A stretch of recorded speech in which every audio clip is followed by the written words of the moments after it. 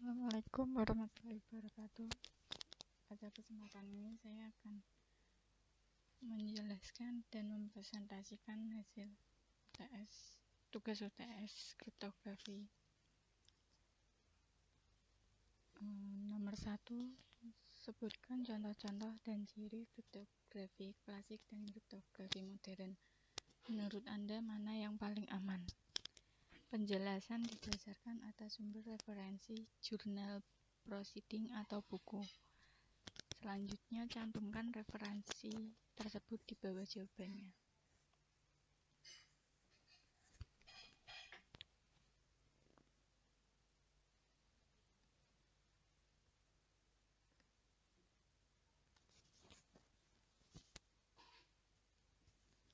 Algoritma kriptografi klasik yang digunakan saat itu dinamakan juga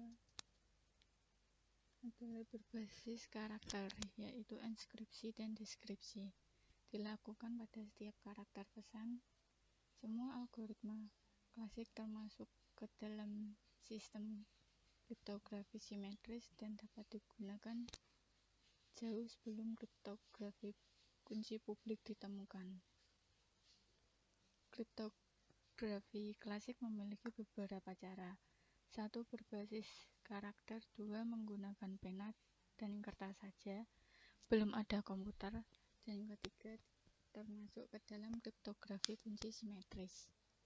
3. Alasan mempelajari kriptografi klasik: dapat memahami konsep dasar kriptografi. 2. Dasar algoritma kriptografi modern dan memahami kelemahan sistem kode. Macam-macam kriptografi klasik. 1. Zipper substitusi. Di dalam zipper substitusi, setiap unit plaintext diganti dengan satu unit ciphertext. Algoritma substitusi tertua yang diketahui adalah Caesar Zipper yang digunakan oleh Kaisar Romawi Julius Caesar, sehingga dinamakan juga Caesar Zipper, untuk mengirimkan pesan yang dikirimkan kepada gubernurnya. 2. Zipper transposisi. Pada zipper transposisi, huruf-huruf di dalam plaintext tetap saja, hanya saja urutannya diubah. Dengan kata lain, algoritma ini melakukan transpose terhadap rangkaian karakter di dalam teks. Jenis-jenis kriptografi klasik. 1. Wigner Zipper. Wigner Zipper mungkin adalah contoh terbaik dari zipper alfabet majemuk atau manual. Algoritma ini dipublikasikan oleh diplomat sekaligus seorang kriptologis Perancis. Zipper ini berhasil dipecahkan oleh Babbage dan Kaczynski pada pertengahan abad 19. Wigner Zipper sangat dikenal karena mudah dipahami dan diimplementasikan. Zipper menggunakan bujur sangkar Wigner untuk melakukan enskripsi. Bujur sangkar Wigner digunakan untuk memperoleh ciphertext dengan menggunakan kunci yang sudah ditentukan. Jika panjang kunci lebih pendek daripada panjang plaintext, maka kunci diulang penggunaannya atau sistem periodik. Bila panjang kunci adalah M, maka periodenya dikatakan M. Sebagai contoh, jika plaintext adalah list plaintext dan kunci adalah Sony, maka menggunakan kunci secara periodik adalah sebagai berikut.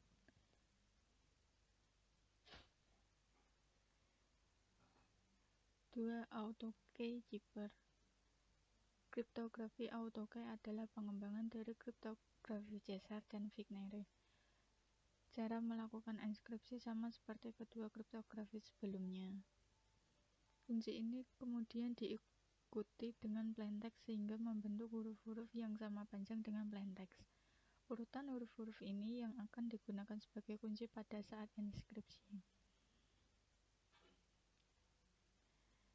Contoh, jika plaintext adalah ini pesan rahasia, maka jika kita gunakan kunci kata besok, maka kata besok akan disisipkan di depan plaintext ini pesan rahasia. Kemudian enskripsi dilakukan sama dengan enskripsi Caesar dan Vignere. 3. Reverse zipper. Ini adalah contoh kriptografi klasik yang menggunakan substitusi, yaitu mengganti satu huruf dengan huruf lain ataupun mengubah suatu kalimat dengan menuliskan setiap kata secara terbalik. Contoh sederhana dari transposisi yaitu mengubah suatu kalimat dengan menuliskan setiap kata secara terbalik. Contoh kriptografi reverse. Plaintext-nya aku akan pergi besok pagi. Ciphertext Ukanaka igrep gosep igap. Pada kriptografi kolom, plaintext disusun dalam kelompok huruf yang terdiri dari beberapa huruf. Kemudian huruf-huruf dalam kelompok ini dituliskan kembali kolom per kolom dengan urutan kolom yang bisa berubah-ubah. Contoh kriptografi kolom.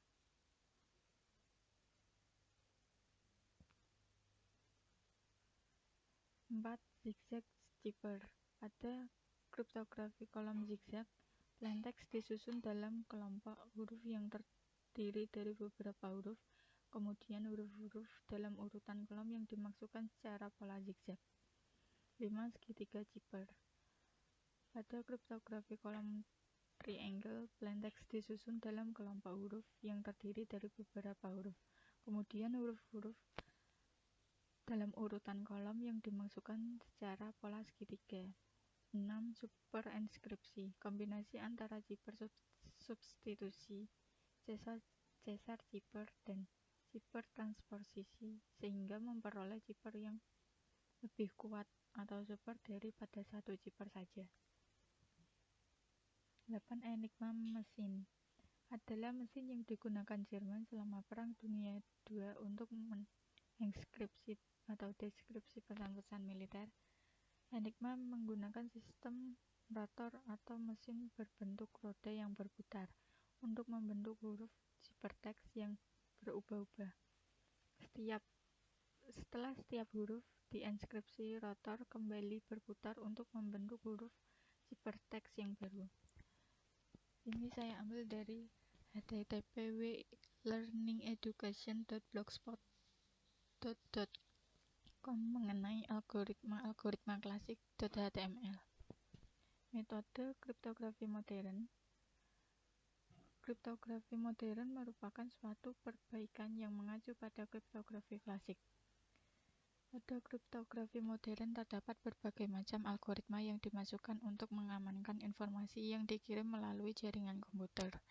Berbeda dengan kriptografi klasik yang beroperasi dalam mode karakter atau seperti yang dilakukan pada zipper substitusi atau zipper transposisi dari algoritma kriptografi klasik.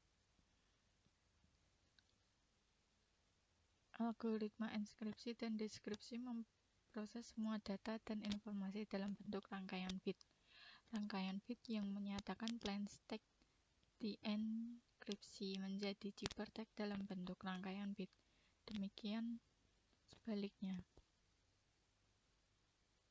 Algoritma El-Gamal, contoh dari kriptografi modern, merupakan salah satu algoritma kriptografi kunci publik yang dibuat oleh El-Gamal pada tahun 1984. Algoritma ini pada umumnya digunakan untuk digital signature, namun kemudian dimodifikasi sehingga juga bisa digunakan untuk enkripsi dan deskripsi.